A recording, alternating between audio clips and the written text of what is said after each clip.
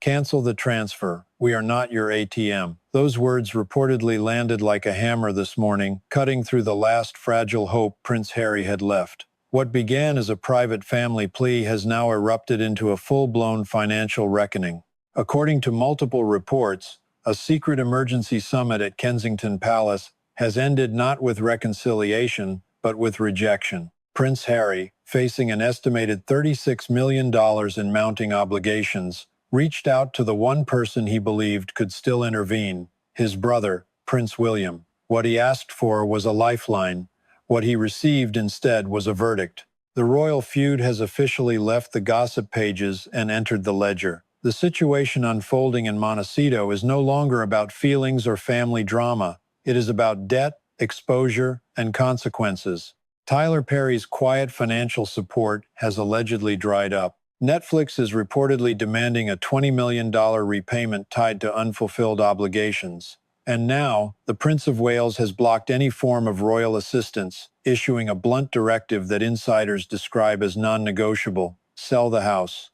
The checkbook is closed, and the numbers do not lie. What follows is not speculation, but a reconstruction of the audit that forced William's hand, the insurance failure that triggered panic, and the reason the future king refuses to rescue his brother from what he sees as a catastrophic financial mistake. This is the moment the American dream cracked under its own weight. The collapse can reportedly be traced back to a single delivery that arrived on an otherwise ordinary morning. At approximately 10 a.m. yesterday, a courier was seen entering the service access of the Riven Rock estate. Prince Harry likely expected routine paperwork, perhaps confirmation of a delayed royalty payment or movement on a media deal. Instead, the envelope contained a notice no homeowner ever wants to see. Their insurance coverage would not be renewed. For most people, that would be a stressful inconvenience. In the fire-scorched hills of California, where insurers are retreating from entire zip codes, it represents something far worse. It is a financial emergency. Harry immediately contacted his advisors, only to have a warning confirmed that Prince William had reportedly raised years earlier. Buried inside the fine print of their $9.5 million mortgage is a default clause that gives the lender extraordinary power. Because the bank legally controls the majority stake in the property, continuous insurance coverage is mandatory. The moment that coverage lapses, the loan is considered technically in default. No missed payment is required. Without active insurance, the bank is legally permitted to initiate foreclosure immediately to protect its asset. The realization hit hard and fast. Harry was no longer dealing with a future problem. He was dealing with a present threat. Suddenly, pressure came from every direction at once. The lender demanded proof of coverage. A powerful benefactor was allegedly asking questions about repayment, and the California insurance market had effectively shut its doors. Securing a new forced placement policy for a $14 million estate classified as extreme fire risk requires enormous upfront capital, often hundreds of thousands of dollars paid immediately, money that sources say Harry simply does not have available.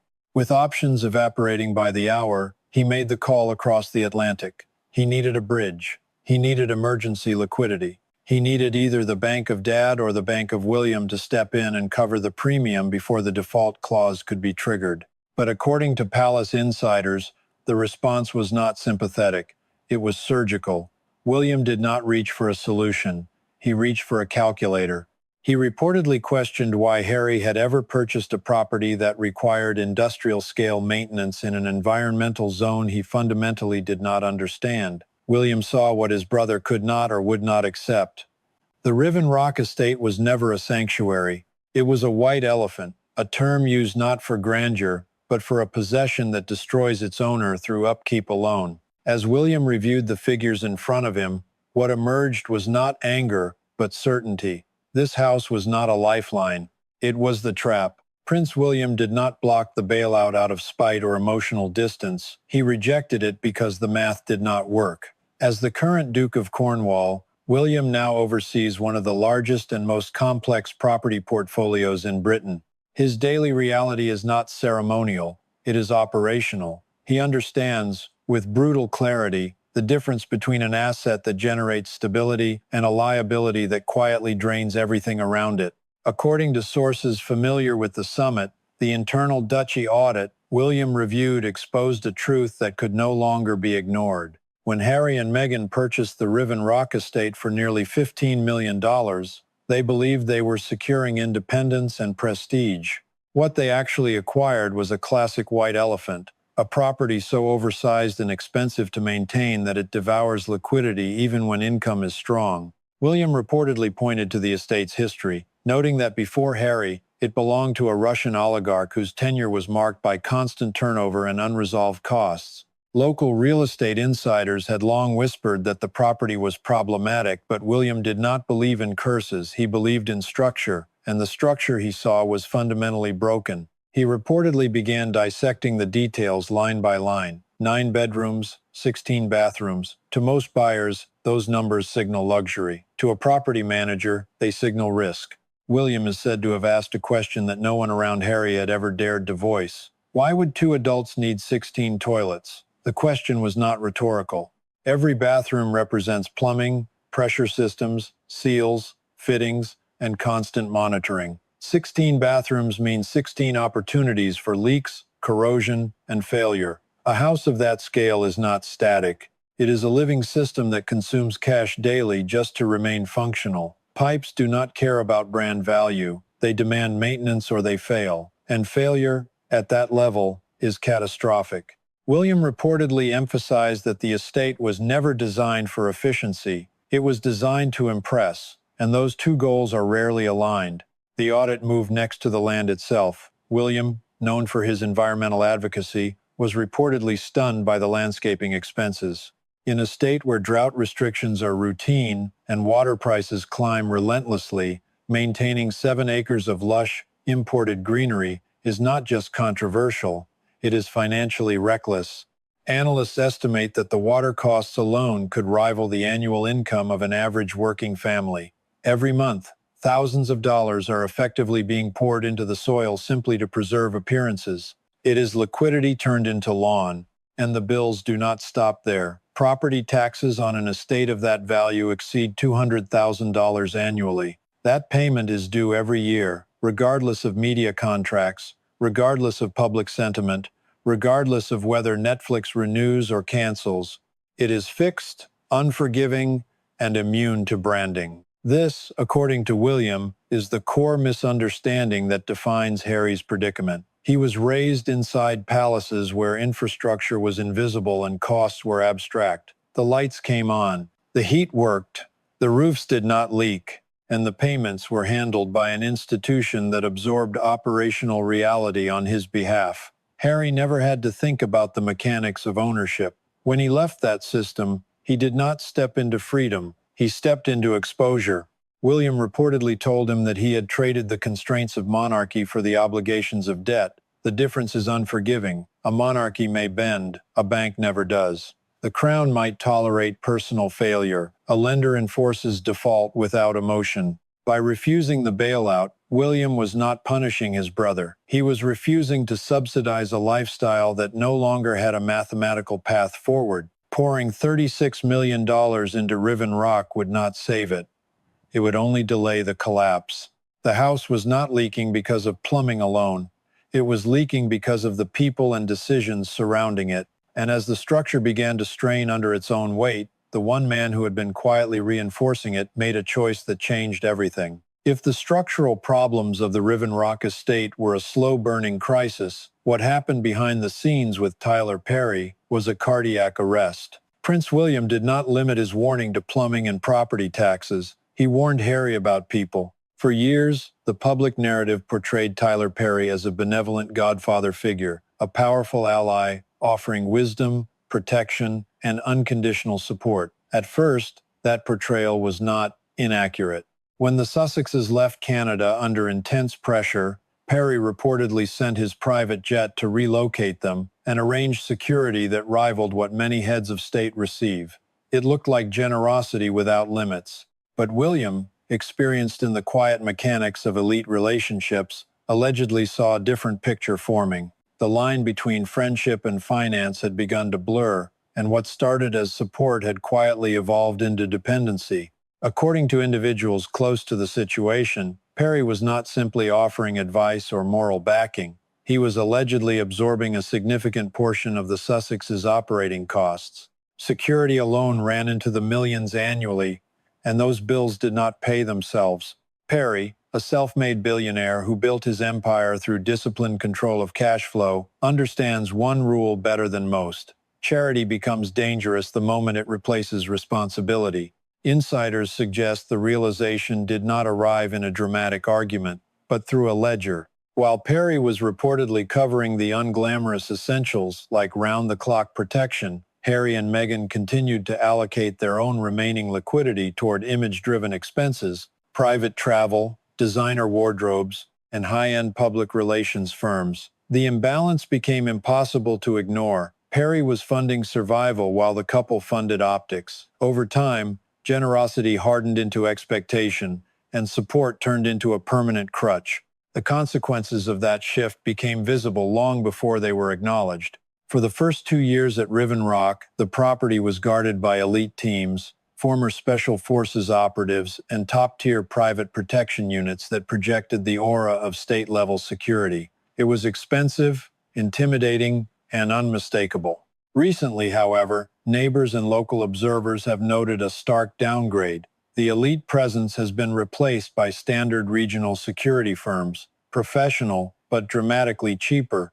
To Prince William, this change reportedly spoke louder than any confession. When a household that claims extreme personal threat begins cutting costs on physical protection, it signals financial strain that can no longer be hidden.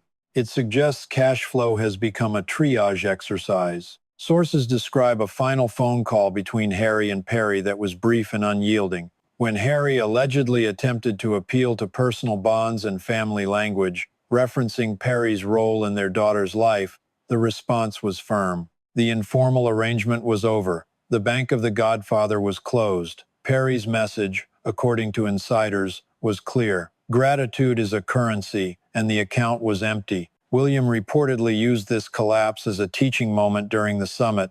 Even your Hollywood allies, he told Harry, have concluded that you are a liability. If a billionaire with no royal obligation will not continue backing you, why should the Duchy step in? With Perry gone, Harry was left exposed to the full force of the American financial system. But the loss of that support was only the first pillar to fall. The second, far more dangerous pillar was about to crack under pressure as well. Netflix, the deal that was meant to sustain the entire operation, was no longer a source of rescue. It was becoming a creditor. And as William reviewed that relationship, he reportedly recognized something Harry had fundamentally misunderstood. The river of streaming money was never endless. And now, it was beginning to run in reverse. Netflix was never meant to be a burden. It was supposed to be the engine. The steady current of revenue that would justify the scale of Riven Rock and keep the entire structure afloat. But Prince William understands something fundamental about media empires that Harry did not. Advances are not gifts. They are expectations written in ink. During the emergency summit, this second pillar of the proposed bailout collapsed under scrutiny. According to those familiar with the discussions, Harry and Meghan operated under a dangerous misconception about their headline deal. They believed the enormous figure announced to the public represented money earned simply for existing. In reality, it was an advance against future performance. In the corporate offices of Los Gatos, money is never sentimental. It is transactional. Netflix paid for content that was supposed to arrive. What arrived instead was silence. When William reviewed the output ledger, the results were devastating. Beyond the initial documentary series, which largely repackaged their departure from royal life, the pipeline was empty. Promised projects stalled or vanished entirely.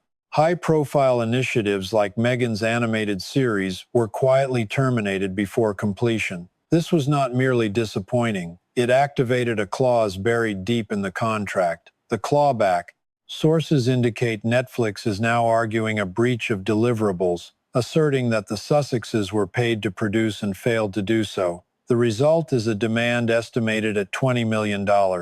For a household already struggling under the fixed costs of a $14 million estate, this is not a manageable obligation. It is an existential threat. Harry had reportedly expected the next Netflix payment to cover mortgage pressure, and the looming property tax bill.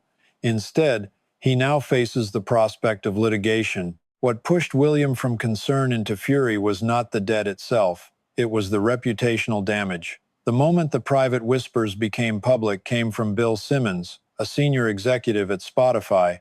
When the couple's lucrative deal with the platform collapsed, Simmons did not soften the narrative. He labeled them grifters on his own podcast. The word detonated. It was not gossip. It was a professional verdict delivered by someone inside the industry. For Prince William, hearing his brother publicly branded that way was intolerable.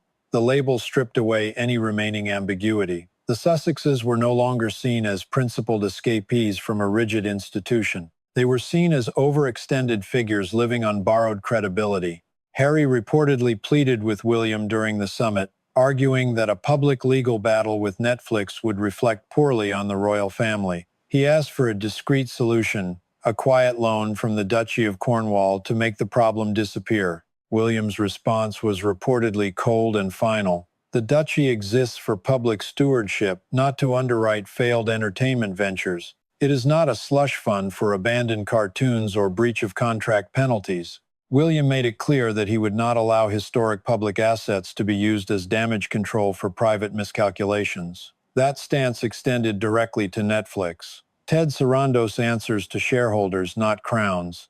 Writing off tens of millions for unproductive partners is not an option. The demand for repayment froze the Sussexes' cash flow entirely.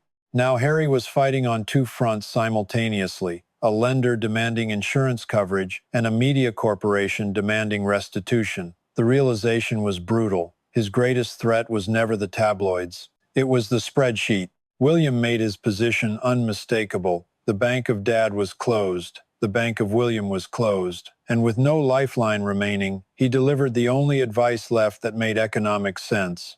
It was not comforting. It was terminal to the dream. He did not offer money. He offered an exit. The emergency summit did not end with a wire transfer or a compromise. It ended with a directive. After reviewing the Duchy audit, the insurance default risk, and the accumulating liabilities, Prince William reportedly delivered the four words Prince Harry had been avoiding since the day he left London: sell the house. There would be no $36 million bailout, no discreet loan, no safety net from the Duchy. William's reasoning was simple and unforgiving. You do not fix a sinking ship by pouring more water into it, you abandon it.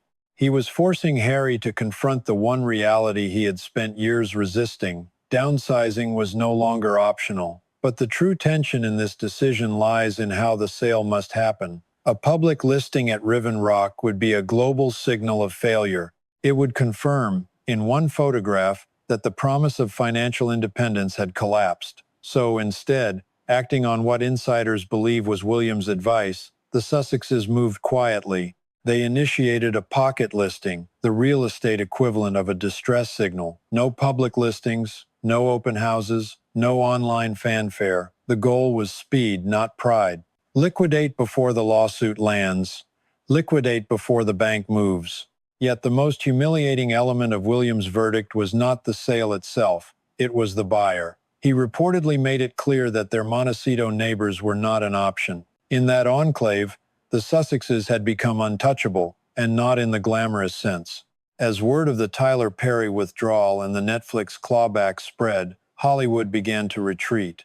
According to industry insiders, a crisis meeting at WME delivered a chilling assessment. The couple was becoming radioactive. Hollywood tolerates controversy, but it does not tolerate failure. As financial rumors hardened into fact, the phone stopped ringing. Invitations dried up. At private clubs like San Vicente Bungalows, where influence circulates quietly, Harry and Meghan reportedly became figures people avoided, not out of malice, but fear. No one wants to be the next person asked for a bridge loan. In a town where image is currency, debt is contagious. With the local network frozen out, the only viable buyers are outsiders, foreign investors, syndicates with liquid cash who do not care about celebrity narratives. To them, Riven Rock is not a dream, it is a spreadsheet. The mansion is being quietly shopped in the shadows while moving trucks prepare to arrive, not to deliver new furniture, but to remove it. The pocket listing is the final attempt to exit with dignity before foreclosure notices become public record. William's lesson is complete. You can leave the royal family, but you cannot escape economics. The Bank of William is closed permanently, and as Harry looks out from that balcony for perhaps the last time, he is forced to confront the question he never planned to answer. Where do you go when the keys are handed back? As the sun sets over the Pacific, the image is stark. A $14 million view that was supposed to represent freedom now frames the end of an experiment. William's refusal to approve the bailout reveals a hard truth about independence. Lifestyle is often mistaken for life itself. Private jets and gated estates look like success, but they are only as real as the cash that sustains them. True freedom is not escaping one institution only to chain yourself to debt and dependency. From this perspective, the story becomes tragic rather than cruel. Harry flew too close to the Hollywood sun, carried upward by borrowed money and borrowed patience. The irony is sharp. In trying to prove he did not need the crown, he revealed exactly why it had protected him. The monarchy provided insulation. The real world provides invoices. William did not close the door out of malice. He closed it to stop his brother from running back into a burning building. Sometimes the only way to save someone is to let them fall. Now the verdict passes to you. Was Prince William right to block the bailout and force the sale? Or was this an unforgivable abandonment of a brother in crisis? If you support tough love, type Team William. If you believe family should intervene at any cost, type Team Harry. And if you believe financial accountability applies to everyone, even princes, hit the like button. It helps this conversation reach further. Subscribe and turn on notifications, because when those gates finally open and the moving truck pulls away from Montecito, you'll want to know where it goes next. The experiment is over.